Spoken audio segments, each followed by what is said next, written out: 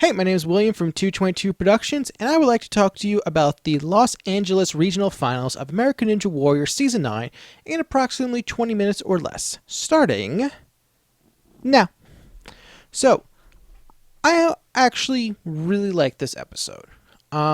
Typically, I find the regional finals are more enjoyable than the regional qualifiers simply because you don't have as many of the emotional, types of profile pieces. It's a lot more of a focus on stronger competitors doing well. So, for that reason, I generally like the regional finals better. So, the course this time around, one thing I actually liked is that when they were talking about the obstacles in the beginning, they're just like, all right, on one screen, they're like, here are the 6 obstacles, and here are the 4 afterwards that follow. So, just to refresher, the front section of the course was the floating steps, the cannonball drop, the flywheels, now with only 2 wheels instead of 3. What's interesting is that based on the actual results of the competitors that they showed, you would think that only having 2 flywheels actually made the course easier, at least for that obstacle. Because some people seem to have like no problem launching yourself, and I guess you can kind of argue, one less swing motion that you have to do. And for people who are just like good at doing big laches, I guess it is easier because there's less grabbing you have to do. After the flywheels, of course, the block run, the battering ram, and the warp wall. After the warp wall is the salmon ladder, a new obstacle called the swinging pegboard, the return of the stair hopper, and the new 10th obstacle, the elevator climb. The swinging pegboard, I had some reservations at first. For what it is that it's 2 sections of pegboards. The first section has 3 different pegs on it. And you have to swing that section in order to reach a peg that is on the second section. Now, the important thing is that there's only 1 peg on the second section, so you have to bring one of the pegs to section 2. And then afterwards, once you are on the second section, you treat it as a normal pegboard, but that it moves left and right a bit. The swinging is all left and right. From an engineering perspective, one thing that I noticed is that the first board actually has a rope attached to it so that when the ninjas get to the second board, they can actually pull it away to not be in the ninjas' ways. What I do find interesting is that I don't remember who it was off the head. There was one ninja who actually kicked the swinging pegboard while doing the salmon ladder, so that could be an issue. So yeah, I think the thing is with the swinging pegboard, I think that obstacle was more about the actual swing than the pegboard stuff. It's the pegboard, once you get to the second half, was an actual pegboard, but it seems like people had more issues with the actual swinging section. As for the stair hopper, it's clearly been made easier compared to its appearance last time. They put grip tape on top of the poles, which on the bars, which I actually really approve of. Simply because my big problem with the stair hopper last year was that it was just too slippery. There was virtually no friction, and for an obstacle that has gaps that you can slip through, that's a problem.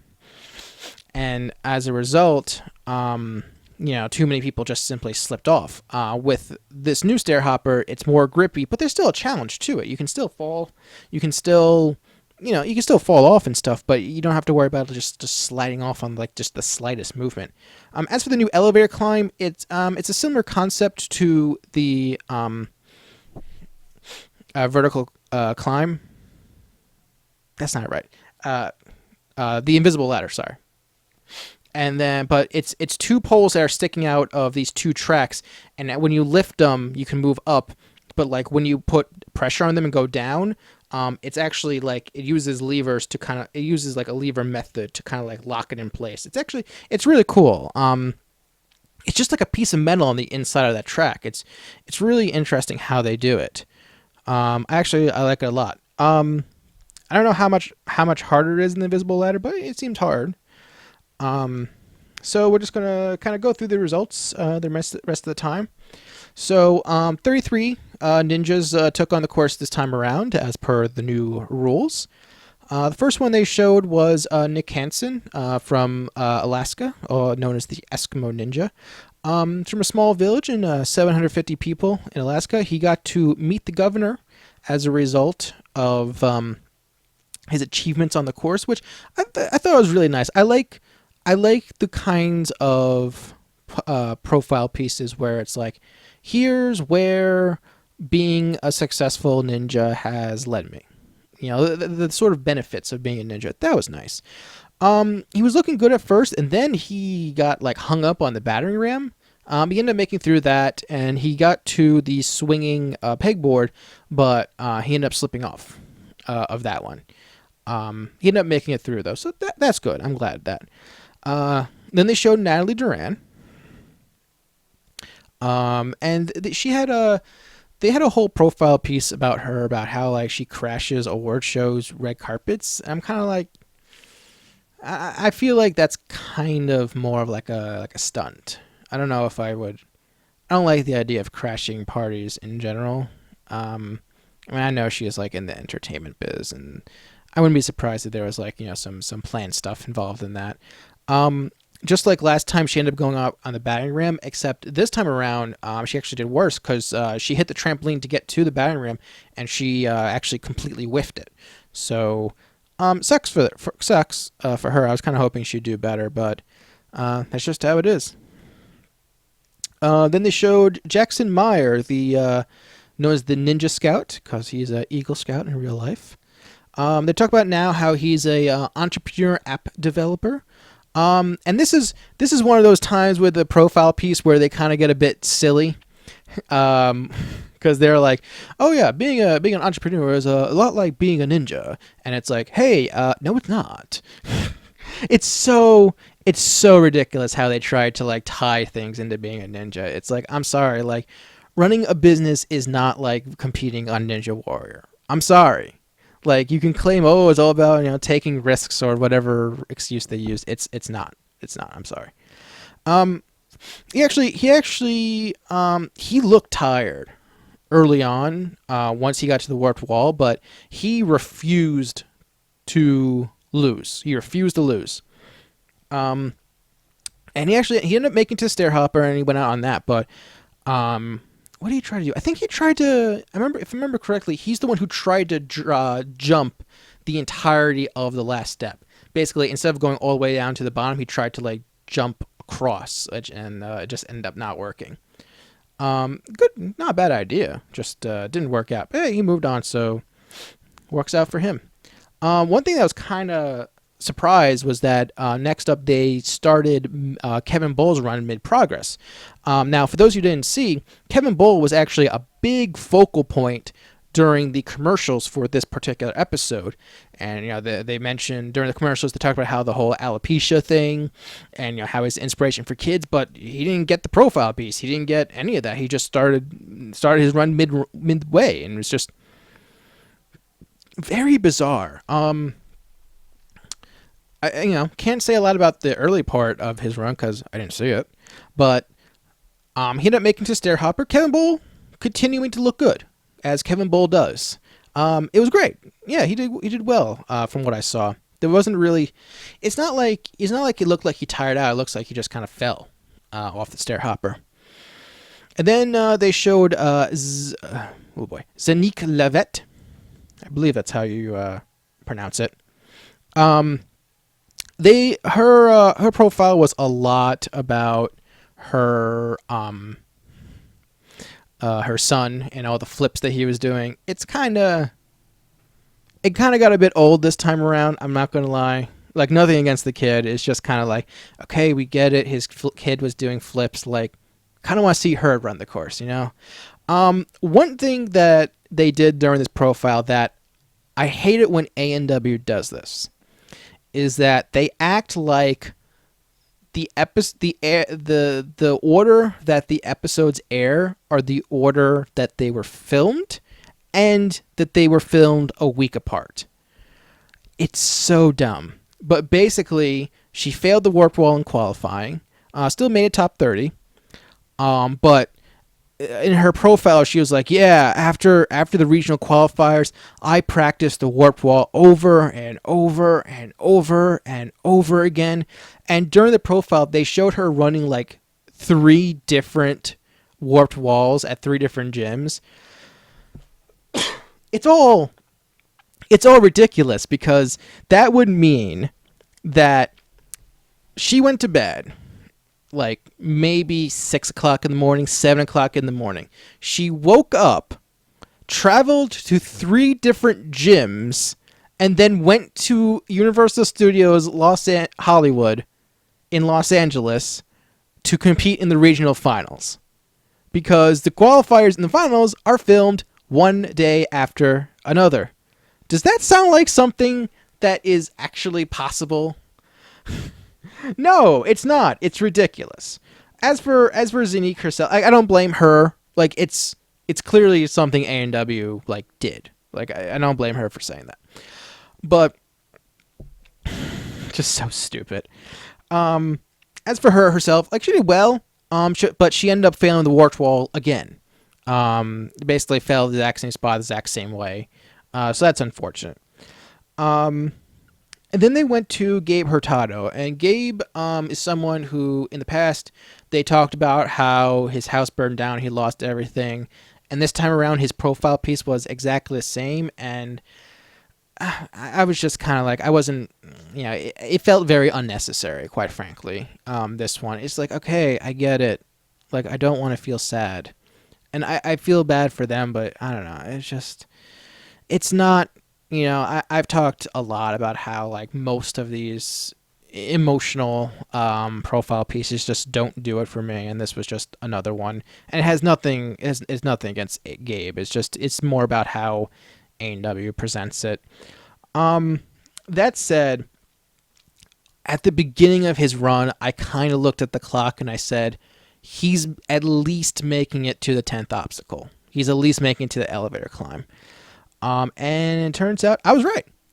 They had a neat little thing where he had an agreement with Matt and Akbar that if he makes it to the warped wall, they would wear bandanas for the rest of his run, and they did. And I like it when they do those little things with the commentators.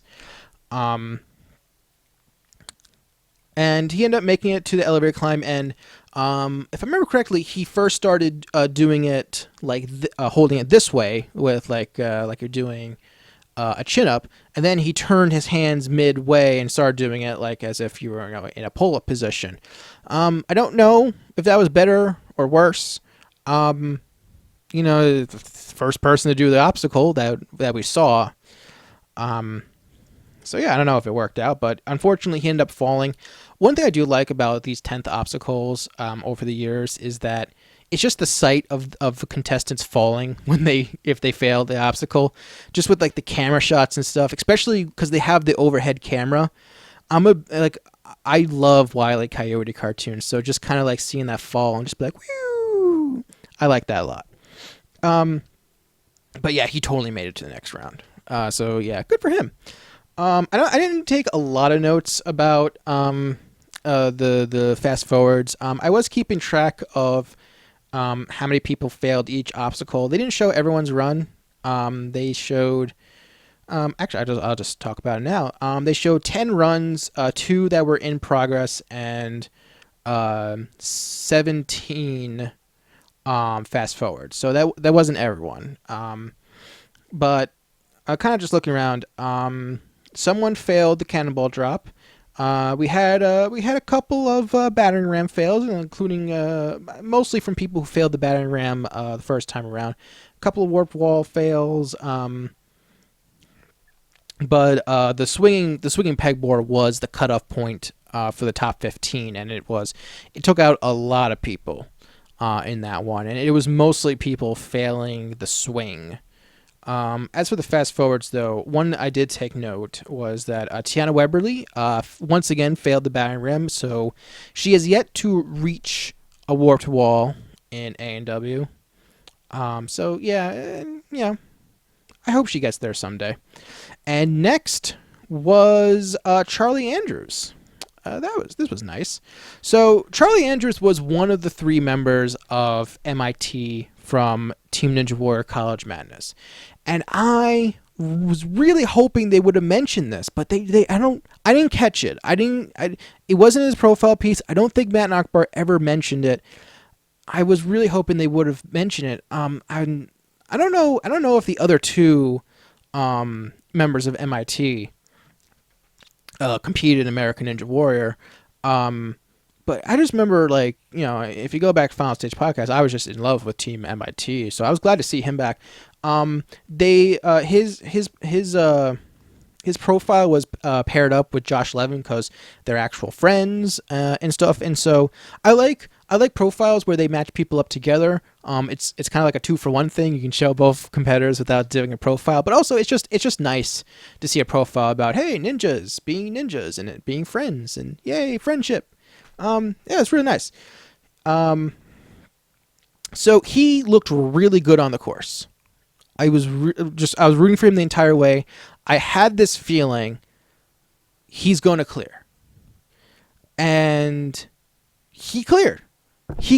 I was so happy when he cleared, and much to my surprise, they added a new element to the course this time around.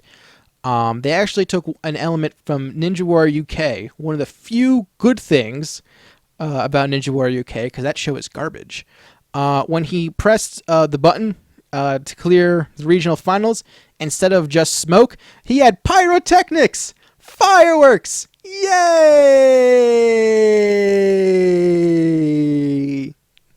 Oh man, I was so happy to see that. That was a nice surprise. Yay! It was really nice.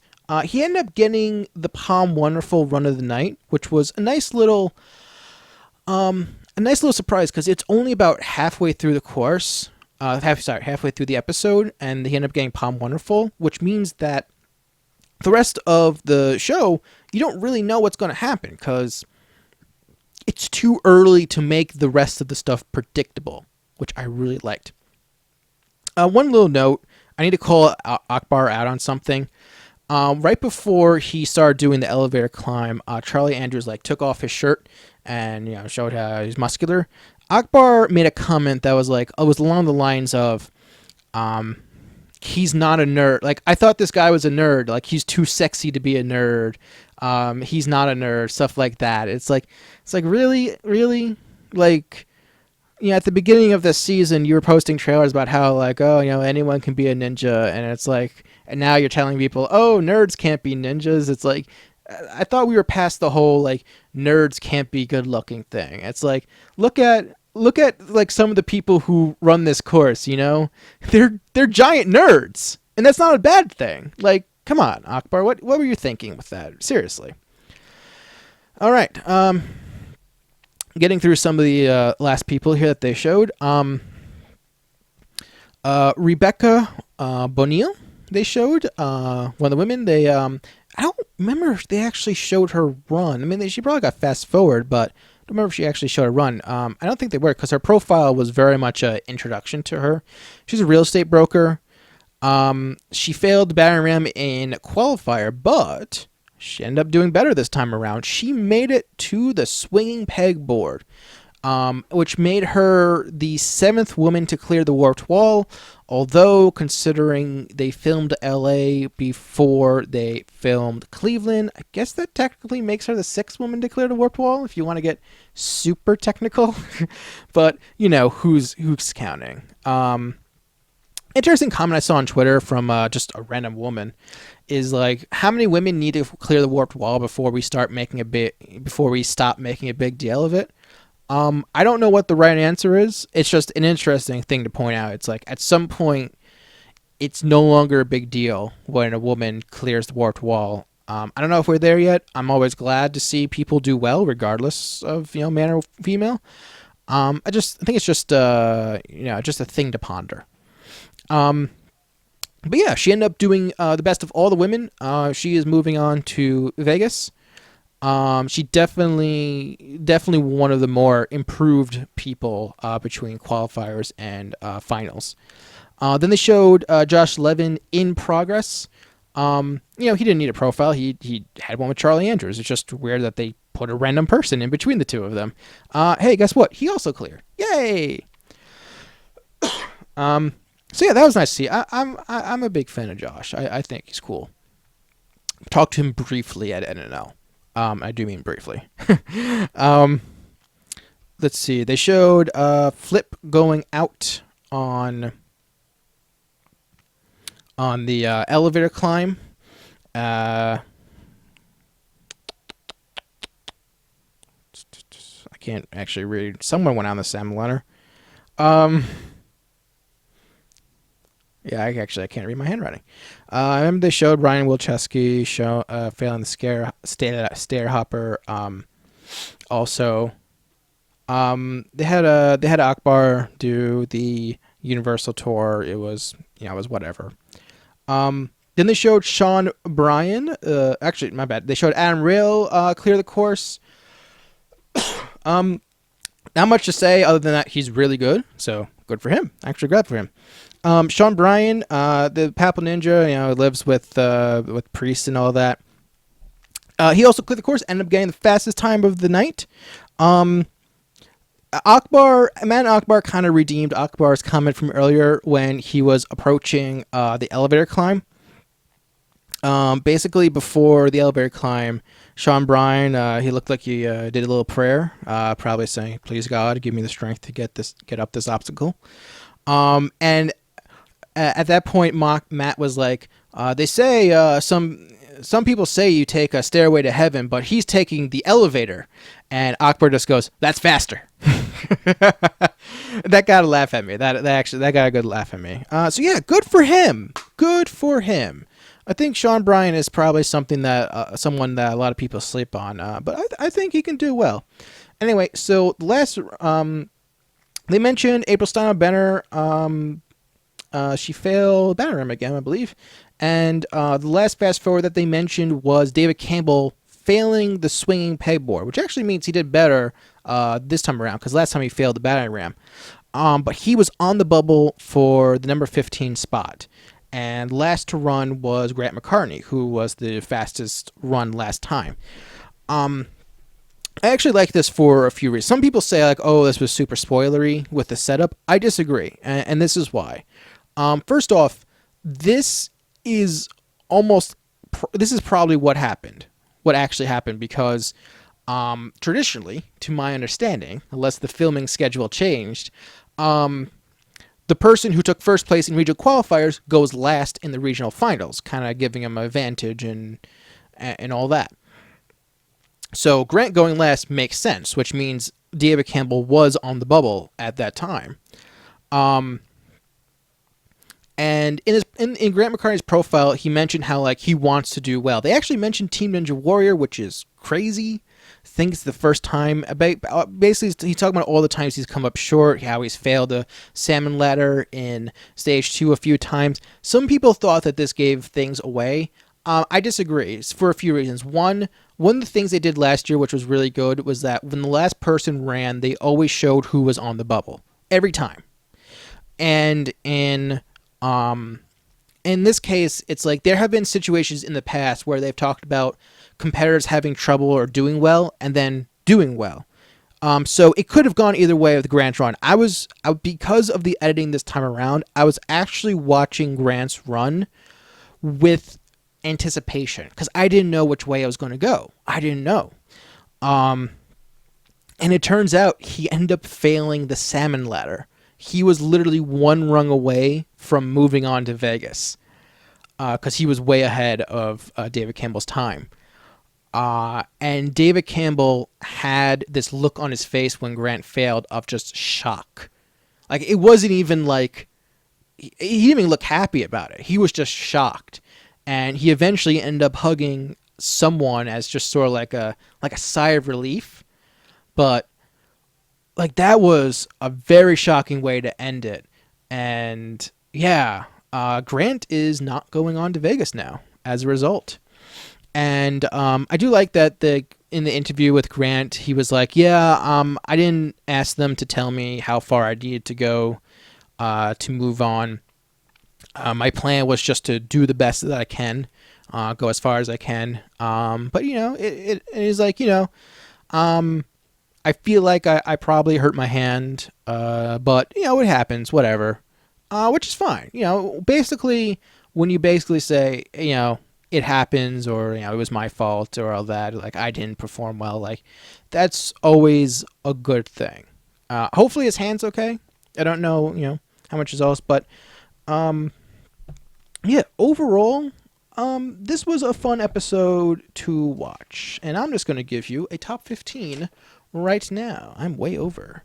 So, 15 people, 33 people took on the course this time around, and even though we had 22 finishers in the qualifier, only 4 people finished the regional finals course. That would be Sean Bryan, Adam Rail, Charlie Andrews, and Josh Levin. 2 people failed the elevator climb in Flip Rodriguez and Gabe Hurtado. 4 people failed the stair hopper in the form of Brian Wilczewski, Kevin Bull, Robin Peachman, and Jackson Meyer, and the rest of the top 15 failed the swinging pedboard in the form of Kapu Gason, Steve Seaver, Benjamin Humphreys, Nick Hansen, and David Campbell. In addition, the top 2 women are as follows. Rebecca Bonilla, who failed the swinging pedboard, and Zanique Levette, who failed the warped wall. These are the 17 people who will be moving on to Las Vegas, and we'll see them in 6 weeks from now. And that's it. Stop. So, overall, I liked the episode. What did you think? Did you like Los Angeles regional finals? I think this was just overall an enjoyable episode. There was some good obstacles, some fun runs, fun performances, overall good profile pieces. Do you agree? Disagree? Let me know. Next week is San Antonio. What was it? Oh yeah, that's right. San Antonio has an obstacle called Spinball Wizard, which I am looking forward to seeing just what that is, because I don't know what it is yet. I just know that there's an obstacle called Spinball Wizard, so I'm looking forward to it. And until next time, thanks for watching. See ya.